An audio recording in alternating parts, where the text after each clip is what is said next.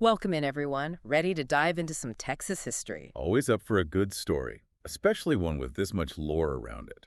Well, today's deep dive, forget the Alamo for a second, okay? We're going way beyond to uncover a side of Texas's fight for independence you don't exactly find in the textbooks. The real nitty-gritty, you might say. Exactly. And to guide us through this historical maze, we've got our expert here, ready to dig in. Born ready, let's journey back to the early 1800s, when Texas, well, wasn't all cowboys and open range, it was a melting pot. But like a pressure cooker almost, with Tejanos, Anglo-American settlers, Native American tribes, all trying to, I don't know, figure out how to coexist, I guess. Sounds like a recipe for some pretty intense conflict. Oh, absolutely. And one of the biggest, slavery. It wasn't just some side issue either. It was like completely intertwined with Texas's road to independence. You could say it was one of the driving forces, even. No doubt. And to really grasp just how explosive this issue was, we got to talk about Stephen F. Austin, father of Texas and all that. We hear about him encouraging Anglo-Americans to settle. But these letters, the ones you found, they show how his stance on slavery, it really shifted over time. Shifted. It's almost like a complete flip-flop. Right. It's kind of wild. Mm. At first, he's worried Texas will just become a haven for slaveholders. Even compares it to, get this, a snake in the Garden of Eden. Can you imagine reading that back then, knowing what we know now? Talk about irony, right? But it seems his tune changed pretty darn quick when Mexico outlawed slavery in 1829. Why the sudden change of heart? You said it, outlawed. Mexico wasn't playing around. They made it crystal clear slavery was done. This sent shockwaves through the Anglo-American settlers, their whole way of life, their economic interests, everything they'd built. Suddenly, it's all at risk. So this wasn't just some philosophical debate. This was about power. 100%. And for a lot of these settlers, Mexico abolishing slavery, that was crossing a line. Especially since, at the very same time, they were hammering out the Texas Constitution. And guess what? That document explicitly protected slavery. A direct challenge to Mexican authority. Oh, yeah. And don't underestimate how that decision, putting slavery right there in the Constitution, how it impacted everything that came after. It was like throwing gasoline on a fire. Mexico might not have known it then, but they just lit the fuse. Feels like everybody's stuck between a rock and a hard place, Yeah, no kidding. And it's about to get a whole lot more, well, complicated. That's putting it mildly. And this is where we got to ditch that simplistic Texans versus Mexicans story, the one they tell you in school. Because we're talking about a society that's, like, fractured from the inside out. Right. Internal struggles on top of everything else. Exactly. And speaking of divisions, this wasn't just playing out on battlefields, right? It was families, communities, even inside people's heads, trying to figure out where they belong in all this mess. It's the human side of history we don't always get to see. Right. Take the Battle of San Jacinto, for example. The big victory for Texas, right? But the stories you found, they paint a different picture. It was brutal. On both sides. Oh, yeah. We're talking acts of, I don't know, desperation, revenge, even just plain cruelty. The stuff that goes beyond a normal battle. Wars aren't black and white, and winning. It always comes at a cost. And like you said earlier, that cost, it wasn't shared equally. The Tejanos, caught in the middle, they faced a whole other level of loss. For them, after San Jacinto, it didn't even matter who won. They were facing displacement, their land rights ignored, their voices silenced as the Republic of Texas. It started to flex its muscles.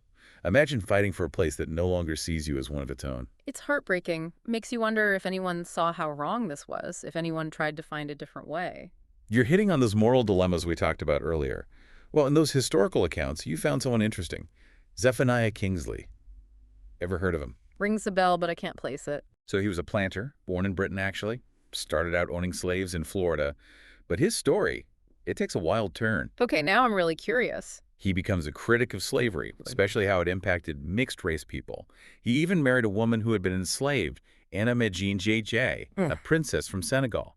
And get this, he starts advocating for free people of color.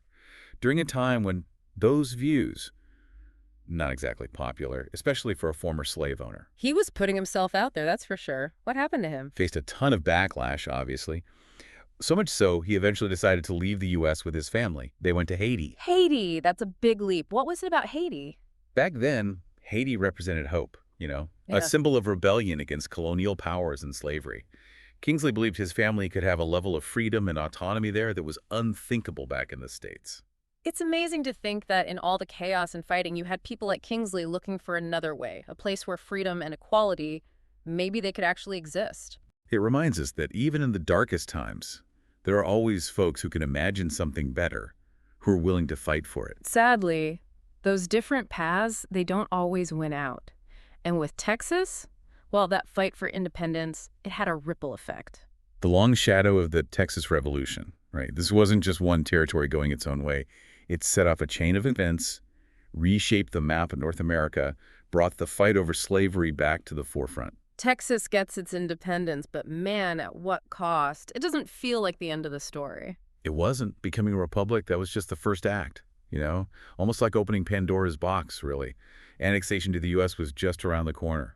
And with it, the Mexican-American War. A war driven by, let's face it, a lot of the same stuff we've been talking about. Land, power, and of course, slavery rearing its ugly head again. Yep, and that issue of slavery didn't just vanish with the peace treaty, did it? Cast a long shadow over the whole country, led pretty much straight to the Civil War just a few decades later. Talk about a chain reaction. It makes you think, how'd people back then even process all this? It's one thing to read about it now, but they were living through it. That's what makes those first-hand accounts so powerful.